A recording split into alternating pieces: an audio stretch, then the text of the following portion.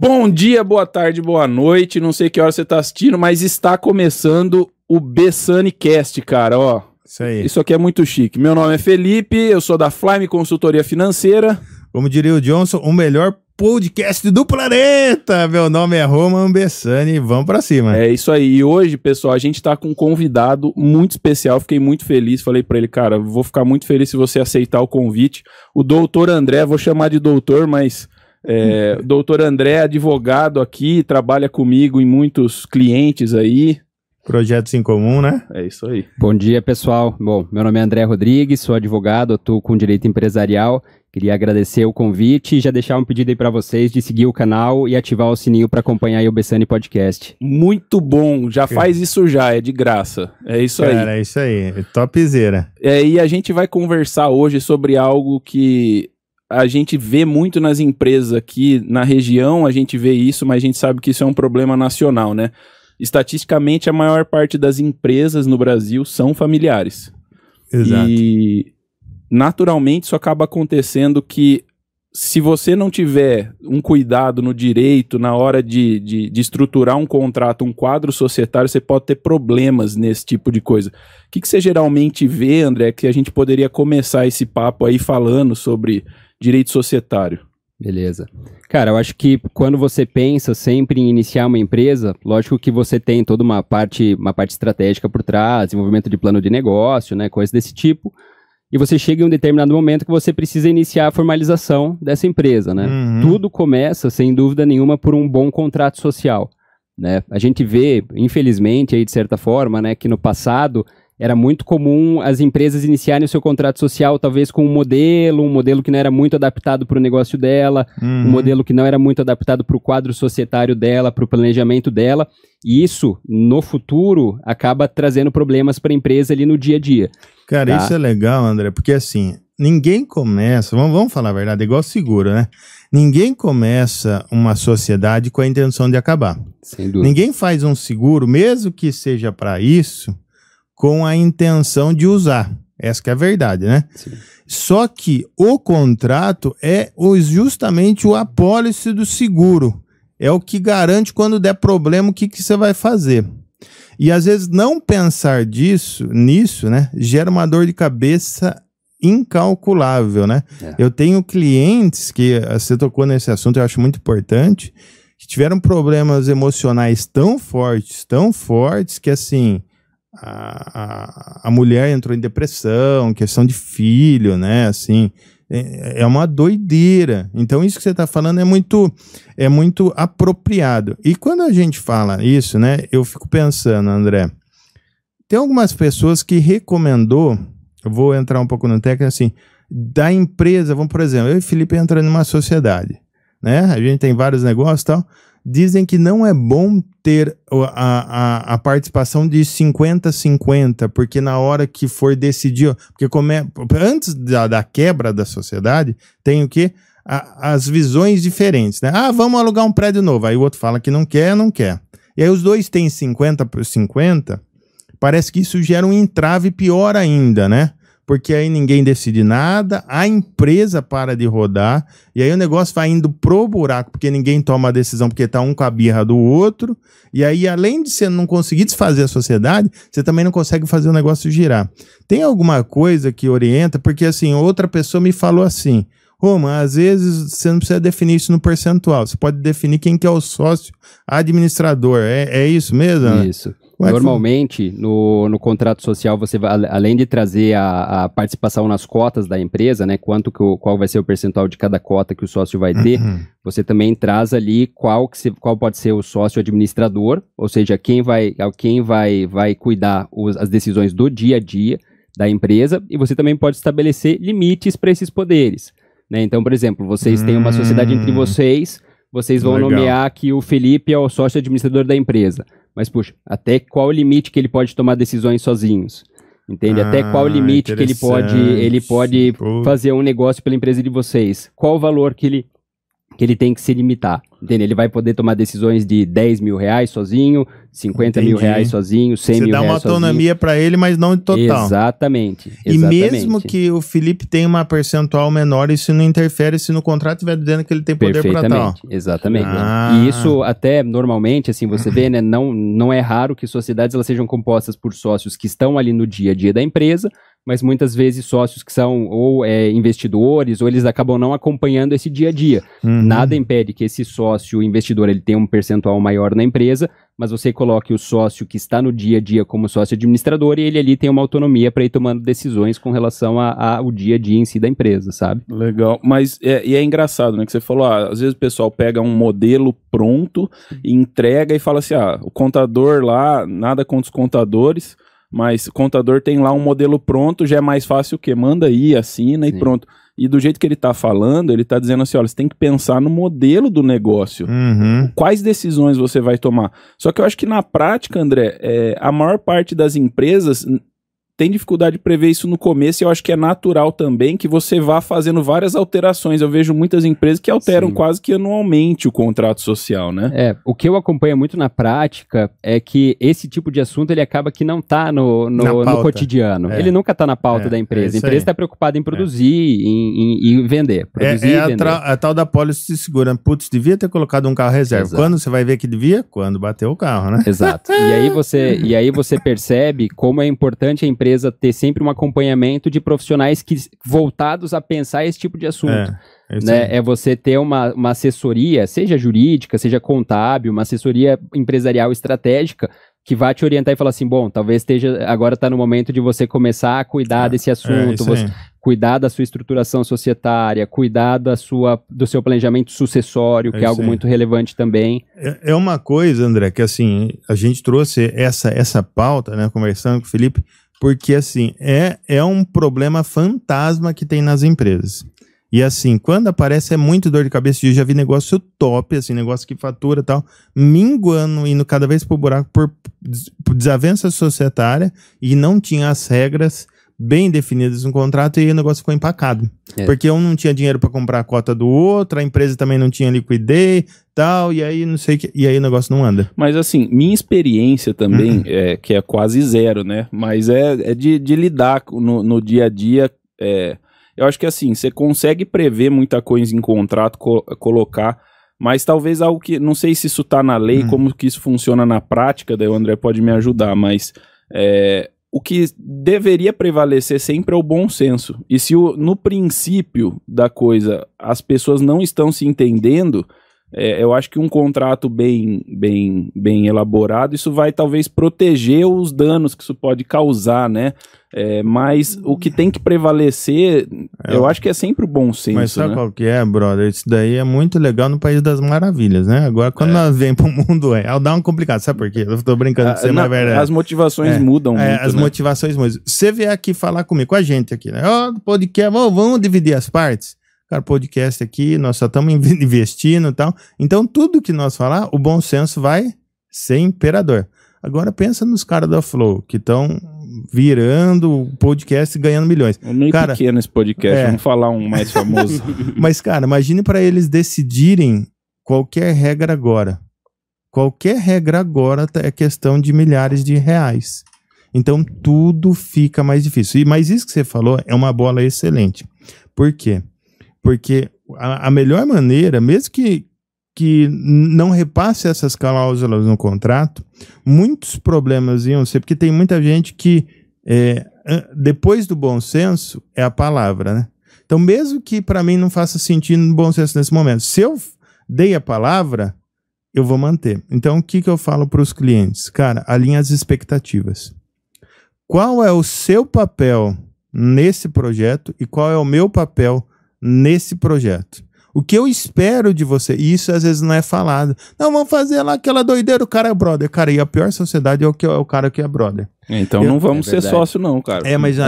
Mas isso é um exemplo legal. A gente virou brother por causa dos negócios. E não cresceu brother. É verdade. Entendeu? E é essa a gente se conheceu na consultoria, né? É isso aí. E aí que eu falo, é melhor você fazer amigos no negócio que levar amigo para os negócios. Eu vou repetir e vou até olhar para cá naquela jogada. Isso, vai lá. Olha só, é a sacada. é melhor você fazer amigos nos negócios do que levar amigos para os negócios. Você vai evitar muitos problemas nisso. Que as sociedades que eu vejo quebrando, cara, é isso. É um cara, o cara parceiro de minha infância, é meu, posso confiar de olho fechado. Aí o dinheiro começa a girar. E até isso não deixa de ser um serviço que acaba sendo interessante também para as empresas dentro dessa linha da consultoria empresarial. É quando você tem um consultor, seja uma empresa ou seja uma pessoa em si que está ali acompanhando o dia a dia da empresa, de vez em quando você assessora eles em uma decisão estratégica de negócio, essa mesma pessoa ela pode acabar sendo um mediador quando você tem um conflito entre sócios, entende? Você tem os sócios confiando naquela pessoa como um profissional neutra, que acompanha, né? Uma pessoa neutra, e ela pode servir até como um mediador ali para entender e falar o seguinte, puxa, mas nesse caso aqui talvez eu concorde com esse sócio nesse pensamento aqui, no outro caso eu concordo com esse outro, e isso pode evitar que você chegue nesses conflitos e que acabe quebrando a empresa que nem você mencionou. Na jurisprudência, a gente vê algum padrão do que é, tipo, argumentado ou do que é, vamos dizer assim... Tá gastando em jurisprudência, você estudou para esse episódio, fala a verdade. Não, é que eu aprendi com ele no dia a dia. Ou vamos falar assim, ó, do que a gente pega da maior parte dos casos aí... O que é jurisprudência? Que os juízes decidem e tal, que a gente vê como decisão nesse tipo de entrave, assim. São decisões antigas que é usado para outra causa, né? Aí, ele tá falando, ele sabia mais que eu sobre a palavra. Ele estudou também pro episódio. É isso aí. Tem que ver, né? Preparado. É isso aí, não. O cara tem repertório. Essa história de repertório já me custou caro. Ele sempre fala pra mim, cara, preciso que você faça tal coisa. E às vezes é de última hora. Eu falo, mas tá de brincadeira, falta tanto tempo. Ele fala assim, mas você tem repertório. Eu falei assim, isso daí tá me custando caro, cara, essa história de repertório. Mas a gente consegue ver algum tipo de padrão nesse tipo de briga ou nesse tipo de confusão? Olha, Felipe, a maioria dos casos que eu vejo ou que eu sei que acontecem são voltados para esse tipo de discussão. Acho que eu vou responder a sua pergunta indo talvez por uma outra linha. Cara, minha sugestão, sinceramente, para quem está começando a ter algum problema societário, que está vendo que pode chegar num ponto de briga mais efetiva assim, é não buscar o judiciário. Tá? Cara, agora você quebrou o paradigma aqui na minha cabeça. Que legal, cara. Sabe por quê? Porque quando você chega... Vira uma afronta, talvez? É que quando você chega num determinado ponto e que você fala assim, não, agora eu vou judicializar a questão... Cara, você tá entrando num mundo em que você não sabe onde que vai chegar aquela situação, entende? Então você vai entrar com uma ação, de vez em quando você tem a expectativa que aquilo vai se resolver em 6 meses e aquilo vai se resolver em 10 anos.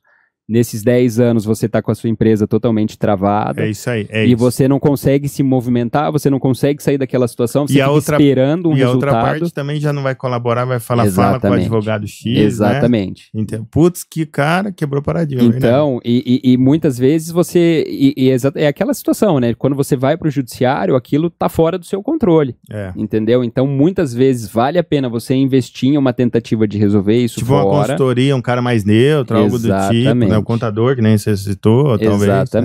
Exatamente. E deixa eu falar, beleza, aí é uma dica que você deu surreal pro cara que tá no extremo, né? Lá na ponta, né? O cara que tá realmente sentindo isso. E o cara que vai começar. Porque assim, né? Vamos falar. Às vezes eu tenho visto que são os contadores que geram os contratos societários. Mas vamos falar a verdade que quando você falou o modelo, eu falei, cara, isso não sei se é tão antigo assim, porque eu vejo alguns padrões por aí, né? Vi isso essa semana. Vejo uns padrões.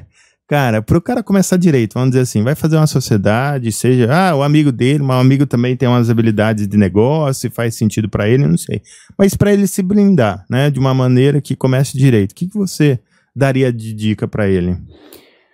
Olha, eu acho que nem a gente foi conversando desde o início, né? Cuidar e estruturar bem como vai ser a divisão das cotas, cuidar e estruturar bem como vai funcionar a administração da empresa e talvez, muitas vezes, um cuidado que você, quando está começando uma sociedade, você não pensa naquilo, que é o natural, mas também já começar a entender e a estruturar como vai ser a parte sucessória daquela empresa. Uou. Tá?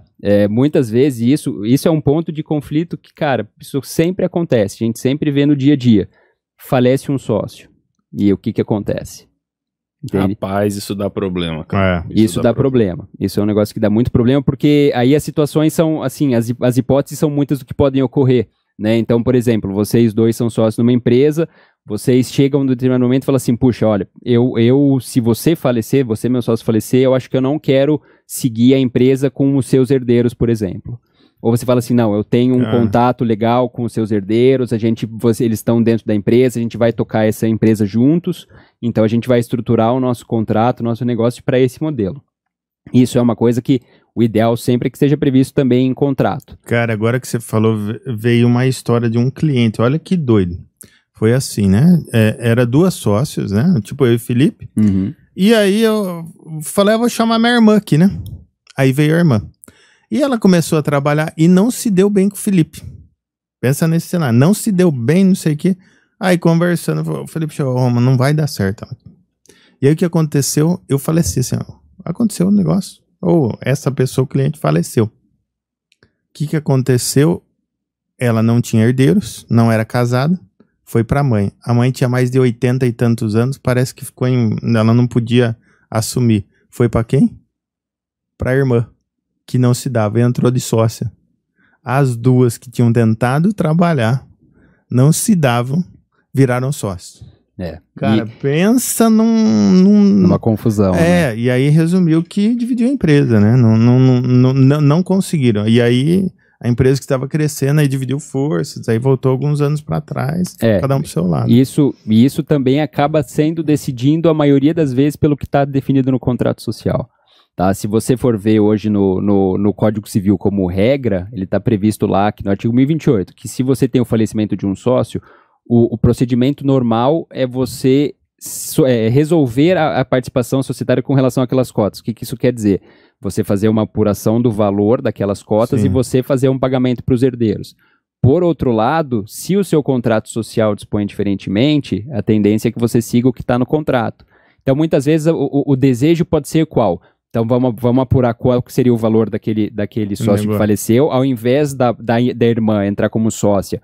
A gente vai apurar o valor daquelas cotas, vai prever como que o pagamento daquelas cotas pode ocorrer. Você aí também em contrato, você estipula que o pagamento vai ser parcelado, um parcelamento a longo prazo de uma forma que não vá dificultar o dia a dia financeiro da empresa. E os herdeiros podem não aceitar esse parcelamento e para exercer o direito da empresa? Veja, aí eles podem não aceitar, mas eu particularmente entendo que eles teriam dificuldade de manifestar esse não aceite deles, porque se já estava no contrato social, isso era uma condição já que estava aceita pelo sócio anterior, uma condição pré-estabelecida. Entendi. Por isso o cuidado, né? Já é quase um texto de testamento já, né? Praticamente o cara deixou isso em vida e registrou. Cara, e é ruim isso, né? Você pensar, mas cara, são coisas que geram muito problema lá na frente, se der... Isso requer amadurecimento, né, da pessoa. Sem dúvida nenhuma. Tomar esse cuidado. Tomar esse cuidado. Você pode, por exemplo, ter no contrato social, sem o sócio saber, porque não é o costume dele tratar desse tipo de assunto, mas pode estar previsto lá uma empresa que tem 2 sócios, que se um dos sócios falecer, você vai encerrar as atividades da empresa. Você vai dissolver a empresa. Caraca. Entende? Olha o problema que isso pode gerar. Total. Depois, um herdeiro, por exemplo, que queria entrar na empresa, mas o outro sócio não quer que ele entre, ele vai chegar, então você tem que dissolver a empresa. Cara, e os clientes que dependem, já pensou? Entende? Agora, cara, você falou isso, me veio voltar uns passos antes. Você comentou de cotas, né? Uhum. E eu percebo que, por exemplo, assim, pro pequeno, né? A gente fazer negócio, eu, você e tal... A quantidade de cota que eu tenho em termos de valor, né? Se as minhas são R$1.000, não é nem cota que chama, acho que é patrimônio, né? É o capital social. Capital social, isso aí, obrigado. Aí se tem R$1.000, 10 mil, 100 mil, pra galera que dá pequena e média, nem olha isso aí, né? Mas o que eu percebo que uma Whirlpool, ela dá uma analisada, né? Sim. Ela ancora o valor do projeto, né? Com esse ancora que eu digo assim, vamos mudar a palavra, ela coloca de teto o valor do projeto que você entra dentro da Whirlpool ou de uma outra empresa qualquer, sei lá, uma empresa grande, é de acordo com o capital social estabelecido nesse contrato. Qual que é a função desse capital pro pequeno ter uma noção? Quando você vai abrir uma empresa, qual que é a função do capital social? Você, durante a sua análise, durante o planejamento da abertura daquela sociedade, você vai verificar qual que é o investimento que você precisa fazer para iniciar essas atividades, certo? Então você vai falar assim, eu preciso investir aqui 50 mil reais para eu começar a minha atividade e o dia a dia dela. O capital social é exatamente para o quê? Você vai prever esse valor desse investimento que tem que ser feito e isso tem que ser integralizado na empresa, certo? Então, esses 50 mil reais você vai prever no contrato como que esse dinheiro vai entrar na empresa. Então vocês são sócios, vocês têm uma participação meio a meio na empresa, então o Felipe vai colocar os 25 mil reais dele na empresa, o Roman vai colocar os 25 mil reais dele na empresa, o capital social vai ser integralizado com esses 50 mil. E empresas de maior porte, realmente, quando elas vão contratar, por exemplo, um prestador de serviço, ou eles vão terceirizar algum serviço, eles costumam analisar esse capital social, porque ele não deixa de ser um indicador do tamanho da empresa e da condição dessa empresa. Entende? Então, por exemplo, uma situação que de vez em quando a gente acompanha, né? Na construção civil. Você é uma construtora de grande porte e você vai subcontratar uma parte do serviço de uma construção que você está fazendo para um empreiteiro, uma empresa menor. Você tem que tomar um cuidado, entende? Porque tem todo um risco atrelado àquilo, que você vai contratar uma empresa que talvez tenha 5 mil de capital social, você vai pensar, bom, essa empresa então ela não integralizou um valor muito grande quando ela iniciou suas atividades. E esse capital social você pode ir atualizando ele também ao longo da vida da empresa, né? O sócio, ele quer tirar todo o lucro, pôr no bolso, e quando tem prejuízo, larga lá na empresa, às vezes. Só que ele não pensa de, olha, eu vou reinvestir isso, aumentar meu capital social, tornar a visão dela maior, né? E isso que você está falando, Felipe, é muito verdade. Por que eu toquei nessa... Vou revelar aqui, né? Há um tempo atrás, a gente foi fazer um orçamento para... E, cara, tinha um valor risório, porque a Bessânia é uma empresa antiga. E todos os clientes que ela entra, nunca foi analisado isso. Nunca foi ventilado. E na Whirlpool virou um problema.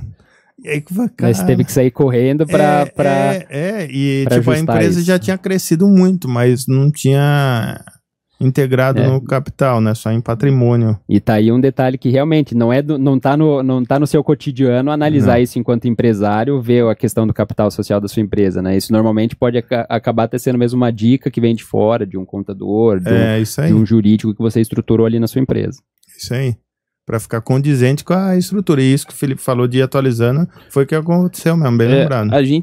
Eu acabo trabalhando em alguns casos, o André até está ciente, alguns clientes que a gente trabalha junto, que essa é a briga constante.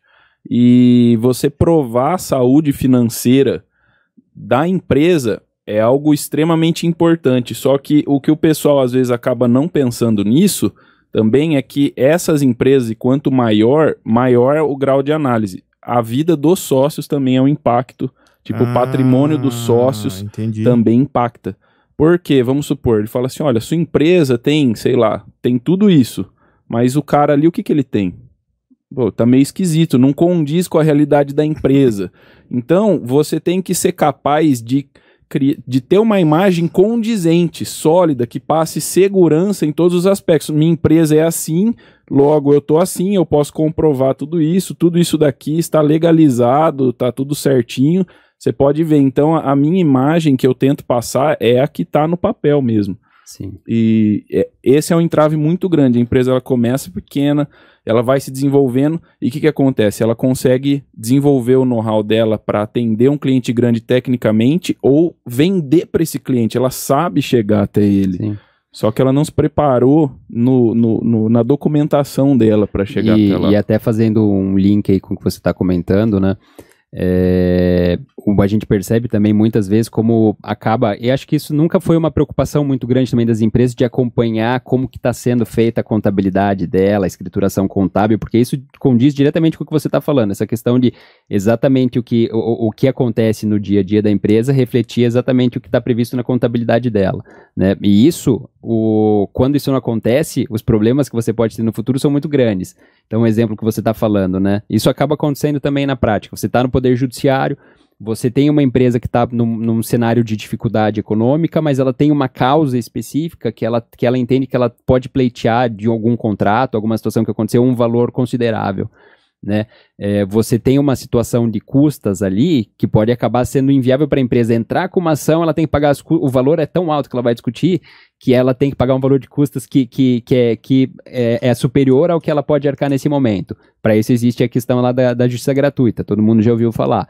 Não é só para pessoa física, pessoa jurídica... Não, fala um pouquinho dessa daí. Justiça gratuita, mais ou menos assim, cada estado tem uma tabela de custas. Aqui em São Paulo, é uma das tabelas de custas, pelo menos que eu conheço, que é uma das mais elevadas. Então, você sempre paga um percentual em cima do valor da causa que você entrando para entrar nela, para ingressar com essa ação. Justiça gratuita é o quê? Eu não tenho condição financeira de arcar com essas custas do processo. No início, ao longo do processo também, então eu peço uma dispensa dessas custas. Isso cabe também para a empresa. Isso não é só para a pessoa física, né? É mais comum esse pedido pela pessoa física. O pessoal chama de pro bono, não é isso? Não. Pro bono é outra coisa. É outra pegada. É outra pegada. Pro bono normalmente o meu conhecimento de jurídico tá voando, né? Por isso que eu fiquei quieto. O pro bono é quando você, enquanto advogado, pega uma causa sem custo. Para você, é como se fosse uma atividade social do advogado. Entendi. Entendeu? E aí, o que acontece? Normalmente, no pedido de... É da parte de prestar o serviço e o que você está falando é de receber o serviço. Perfeito. Na justiça gratuita, quando você faz esse pedido para uma empresa, é normal que o juiz que vai analisar, ele veja com um pouco mais de rigidez. Sabe? A pessoa física, normalmente você vai pensar assim, não, realmente, ela não tem condição de arcar. A empresa, muito dificilmente o juiz vai deferir de cara isso. Ele vai falar o quê? Me apresente sua documentação contábil que demonstra que você não tem essa possibilidade financeira de arcar com esses custos. E aí, se você tem uma contabilidade que não reflete exatamente o cenário financeiro da sua empresa de crise, por exemplo, você não vai conseguir ter sucesso nesse pedido. Um outro exemplo rápido disso, a gente estava falando da questão lá de sucessória, né? Se você tem um ponto de falecimento de um sócio e você vai partir então para a liquidação, que chama a liquidação da participação daquele sócio. Você vai pegar aquela participação que ele tinha na empresa, você vai apurar qual é o valor dessa participação para você fazer um pagamento ali para os herdeiros. Normalmente, isso vai ser feito também com base no quê? Na contabilidade. Não vai ser o Excel do consultor financeiro. É tudo contabilidade. Exato. Isso se for feito quando ocorrer a fatalidade, né? Porque aí, em vida aí o cara aceita o que ele quiser, né? Você pode ter os mecanismos para definir isso em vida, ou também não é muito raro isso acontecer. Antes de ocorrer o falecimento de um sócio, você já pode até ter a definição de como que vai ser a sucessão dele, você já passa, por exemplo, você já passa a participação para o herdeiro que está definido que vai continuar na empresa, isso pode acontecer também. Mas se eles não convergirem no ponto e houver uma discussão em cima disso, o juiz, para saber quem está certo, ele vai ter que, de qualquer forma... fazer uma avaliação por perícia, por perito, eu estou dizendo que eu tenho que receber tanto, você está dizendo que você tem que receber tanto. A gente não concordou com o pagamento, não firmamos nada. Vai pro juiz decidir. O juiz vai olhar isso e falar assim, peraí, mas deixa eu olhar quanto que seria esse valor. Quem que tá falando algo condizente? Não, mas agora você tocou no assunto, porque vamos falar assim, algumas empresas têm um segundo caixa aí, né? O famoso... E aí o juiz não vai analisar. E o advogado tá aqui, da cadeia. Exato. Ainda bem que ninguém tá sendo julgado. E aí a empresa acaba sendo penalizada pelo fato da contabilidade dela não refletir, não ser real. E o valor, por perícia, né, normalmente é isso, vira uma ação judicial, chega um determinado momento que faz uma perícia, né, nomeia-se um perito contábil para fazer a apuração daquela participação e ele vai levar em consideração a contabilidade. E agora o Felipe tocou no assunto, eu vou ligar os dois pontos. Nenhuma perícia, não sei se, mas falando de experiência, jogando conversa fora. Esse é o medo da maioria dos clientes, quando fala de perícia. Aí caiu na perícia, né, por conta de testamento.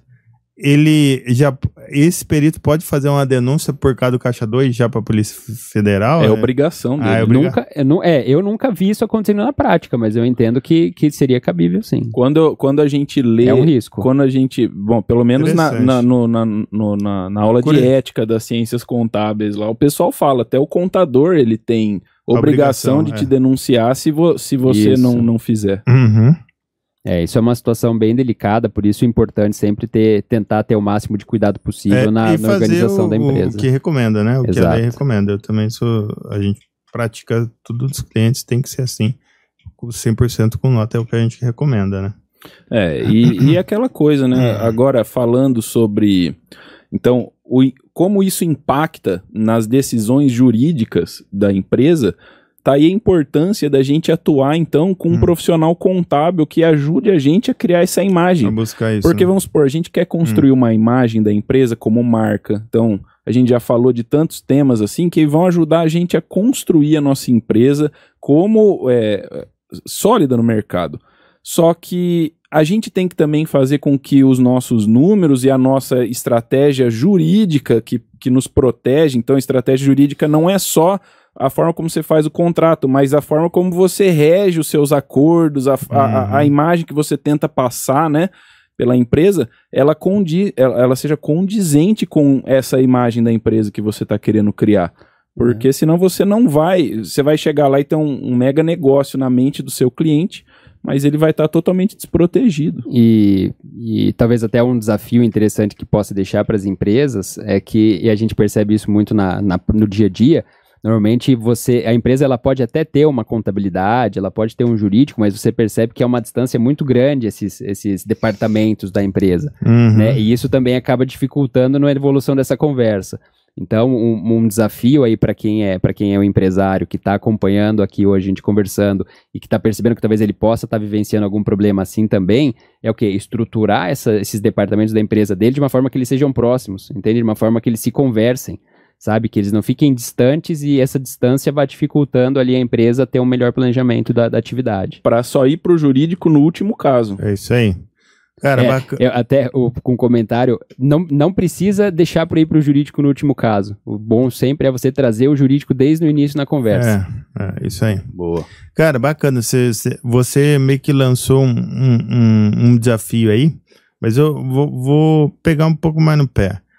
O que ele pode fazer amanhã para se aproximar? Uma tarefa específica, tipo, sei lá, pedir o balanço patrimonial, para ele ficar por dentro da contabilidade dele, com a realidade dele e tal. O que ele pode fazer amanhã? Rever o contrato social. Rever o contrato social. Um desafio para ele sair desse podcast e fazer, para que ele atinja isso que você pediu, para se aproximar. Então, vamos lá. Acho que um primeiro ponto, então, sentar aí e pensar.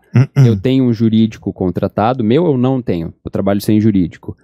Tenho uma contabilidade, essa minha contabilidade está atendendo ou não, né, a necessidade que eu tenho enquanto empresa de ser organizada, de ser estruturada, e sim, num terceiro passo, chamar esses profissionais, sentar na mesa, todo mundo junto e analisar o momento atual da empresa. Como está o momento formal hoje da empresa e qual que vai ser o passo a passo que você vai precisar fazer para talvez adequar alguma situação ali. Legal, legal. Top. Pessoal, esse foi o nosso episódio com o Dr. André, mas eu queria pedir um favor para você que está assistindo a gente. Comenta aí se isso faz sentido para você, se você tem mais dúvidas. O André é um cara próximo a mim aqui e agora, indiscutivelmente, também pode se aproximar do Roman aqui também, que estamos todos sentados aqui.